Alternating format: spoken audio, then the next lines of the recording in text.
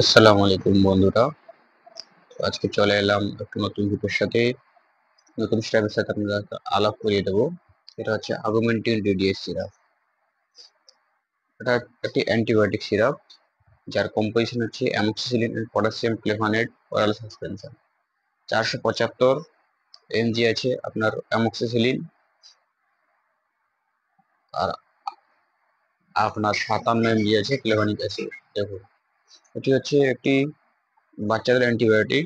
এটি সর্দি, কাশি, জ্বর যে কোনো রোগের চিকিৎসায় ব্যবহার করা যেতে পারে, এবং এটির ডোজ আপনার ডাক্তারের পরামর্শ নিয়ে অবশ্যই প্রয়োগ করবেন।